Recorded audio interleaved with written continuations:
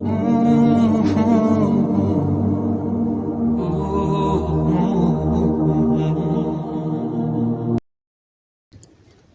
का दरवाज़ा तो हमेशा से खुला है तुम्हारे लिए।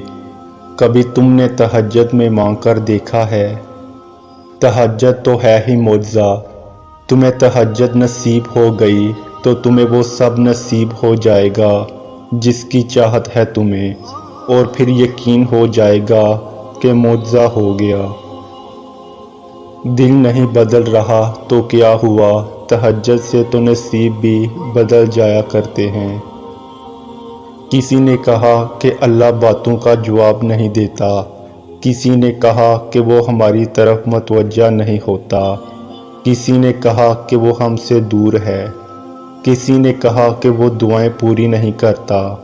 वो पाक ज़ात, उसने वादा किया कि वो तुम्हें देगा। तुम मांग कर तो देखो, वो आसमान का नूर है जो रात के पिछले पहर 7वें आसमान तक आता है और कहता है, कोई है मांगने वाला जिसे मैं दूं, कोई है मुझसे मोहब्बत करने वाला ताकि मैं उससे मोहब्बत करूं।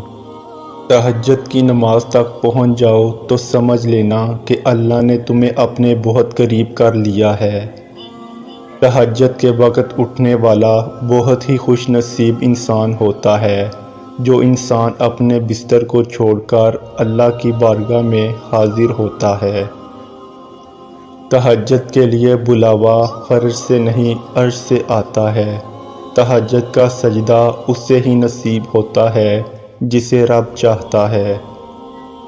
जिस चीज़ की चाह तुम्हें तहज्जुद तक ले आए तो समझ जाओ वो तुम्हें मिलने वाली है। अल्लाह तुम्हारी कहानी अधूरी छोड़ता ज़रूर है, मगर वो तुम्हारी चाहत से इनकार नहीं करता। वो बस अपने करीब करने के लिए तुम्हें देने में थोड़ी देर लगा देता है। तुम अपनी चाहत को मांगते रहो, बस ये जान लो कि जो तहज्जुद में मांगा है वो मिलकर ज़रूर रहेगा। फ़र्ज़ नमाज़ों के बाद तहज्जुद वो वाहिद नमाज है जो अल्लाह से कुन कहलवाने की ताकत रखती है। आपका तहज्जुद तक आना तो इस बात की दलील है कि आपकी दुआ कबूल हो चुकी है।